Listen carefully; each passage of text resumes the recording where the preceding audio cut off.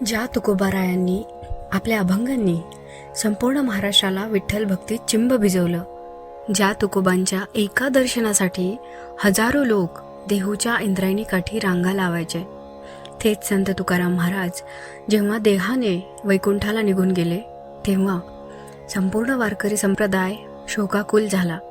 पण देहूपासून दूर अहिल्यानगरच्या पिंपळनेरमध्ये एका भक्ताने भयंकर प्रतिज्ञा केली, जोपर्यंत तुकोबाराय स्वतः येऊन मला दर्शन देणार नाहीत आणि कानात मंत्र देणार नाहीत, तोपर्यंत मी अन्नाचा एक कण आणि पाण्याचा एक थेंबही घेणार नाही. 1 दिवस, 5 दिवस, 15 दिवस, 30 दिवस, सलग 42 दिवस अन्न पाण्याविना कडक अनुष्ठान.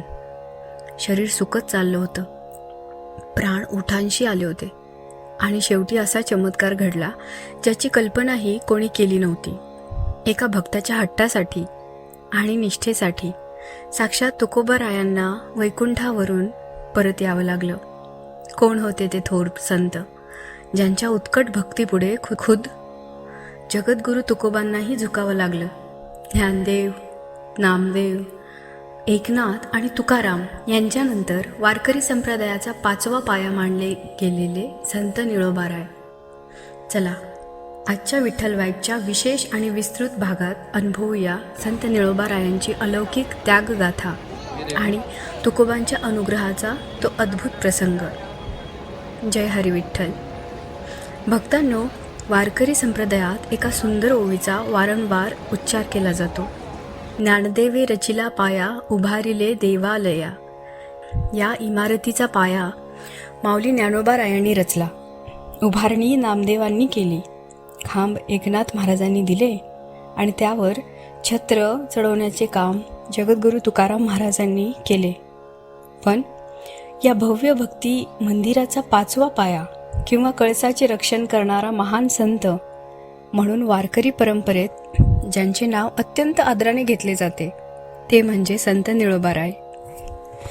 संत निळोबारायांचा जन्म अहिल्यानगर जिल्ह्यातील पारनेर तालुक्यातील पिंपळनेर या गावी एका कुलीन ब्राह्मण कुटुंबात झाला. त्यांचे पूर्ण नाव निळोबा मुकुंद पिंपळनेरकर.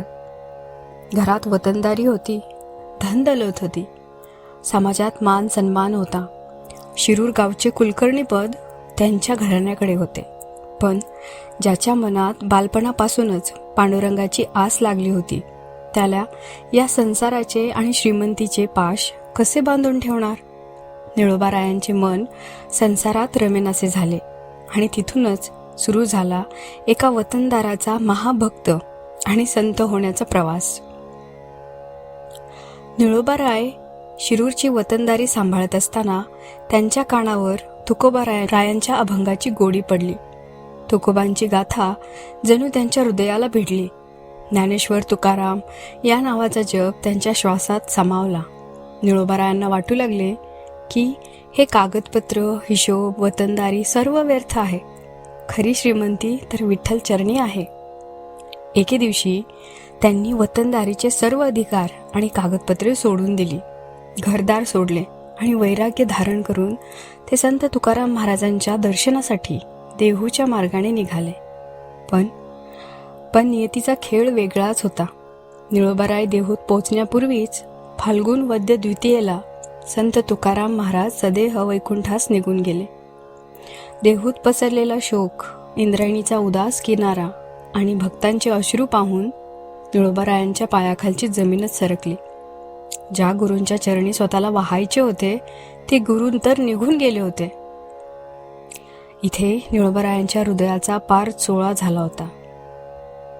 भक्तांनो, संतांच्या या अथांग आणि भावुक कथा तुमच्यापर्यंत पोचवणे हाच विठ्ठल वाईटचा ध्यास आहे. जर या कथेने तुमच्याही हृदयाला स्पर्श केला असेल तर आत्ताच आमच्या चॅनलला सबस्क्राईब करा आणि बेल आयकन नक्की दाबा, जेणेकरून संतांच्या जीवनावरील असेच सविस्तर आणि भक्तिमय व्हिडिओ तुमच्यापर्यंत सर्वात आधी पोहोचतील. गुरूंचे दर्शन झाले नाही तर हे जीवन जगून मी तरी काय करणार? निळोबारायांनी निश्चय केला, मी देहू सोडणार नाही आणि जोपर्यंत तुकोबाराय मला भेटत नाही तोपर्यंत अन्नाचा एक कणही प्राशन करणार नाही. ते पिंपळनेर येथे आले.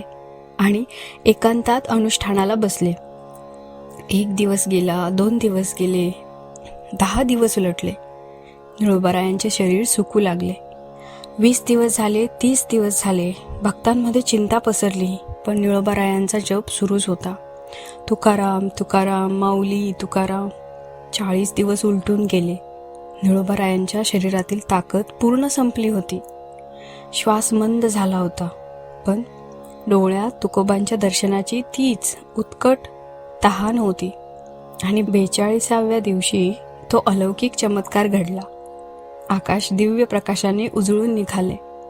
अनुष्ठानाच्या त्या पवित्र जागी साक्षात जगद्गुरू संत तुकाराम महाराज अवतीर्ण झाले. तुकोबारायांनी वात्सल्याने निळोबारायांच्या मस्तकावर आपला वरदहस्त ठेवला. त्यांना प्रेमाने जवळ घेतले, कानात रामकृष्ण हरी मंत्र दिला आणि निळोबारायांना आपला मानसपुत्र म्हणून स्वीकारले. ज्या क्षणी गुरूंचा स्पर्श झाला, त्या क्षणी निळोबारायांचा सर्व क्षीणतेचा थकवा निघून गेला. त्यांच्या डोळ्यातून आनंदाश्रू वाहू लागले. गुरु आणि शिष्यांचा हा अनुग्रह प्रसंग वारकरी संप्रदायाच्या इतिहासात सुवर्ण अक्षरांनी लिहिला गेला. तुकोबारायांचा अनुग्रह मिळताच निळोबारायांच्या मुखातून सरस्वती प्रकट झाली.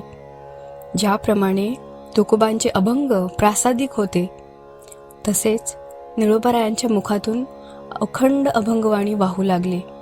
निळोबारायांनी सुमारे 1900 अभंगांची रचना केली. त्यांच्या या साहित्याचे वैशिष्ट्य म्हणजे त्यांनी संत तुकाराम महाराजांच्या स्तुतीवर 332 पेक्षा जास्त श्लोक रचले.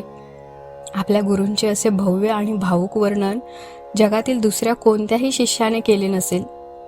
याशिवाय त्यांनी श्रीकृष्ण लीला, चांगदेव चरित्र तसेच वेदांताचे सोप्या मराठीत विश्लेषण करणारे अनेक अभंग रचले. तुकोबानंतर वारकरी संप्रदायाला जो वैचारिक आधार हवा होता, तो आधार निळोबारायांच्या अभंगांनी दिला. म्हणूनच त्यांना संत पंचायतन म्हणजे संत पंचायतनमधील 5वे संत मानले जाते. तुकोबा आणि निळोबारायांचे हे अलौकिक नाते पाहून तुमचे मनही विठ्ठलमयी झाले असेल ना? कमेंट सेक्शनमध्ये जय जय रामकृष्ण हरी तुम्ही यावेळेस नक्की लिहा. आणि हा भक्तिमय व्हिडिओ तुमच्या सर्व वारकरी स्नेही आणि मित्रपरिवारांसोबत शेअर करायला विसरू नका. आपले संपूर्ण आयुष्य विठ्ठल भक्ती आणि गुरुसेवा यात व्यतीत केल्यानंतर संत निळोबारायांनी क्षेत्र पिंपळनेर येथे संजीवन समाधी घेतली. आज 500हून अधिक वर्षे उलटून गेली, तरीही पिंपळनेर येथील संत निळोबारायांचे समाधी मंदिर लाखो वारकऱ्यांचे श्रद्धास्थान आहे. दरवर्षी फाल्गुन महिन्यात येथे मोठा उत्सव आणि यात्रा भरते.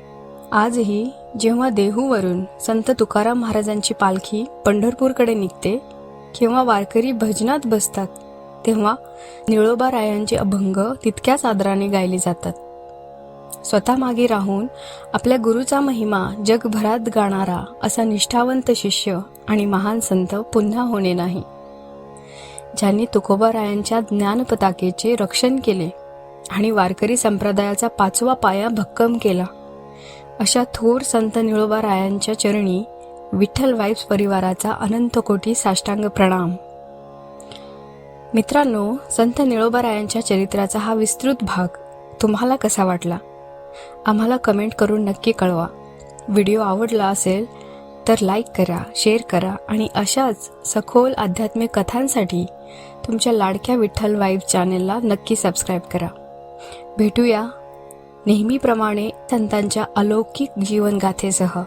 तोपर्यंत बोला पुंडलिक वरदा हरी विठ्ठल श्री ज्ञानदेव तुकाराम.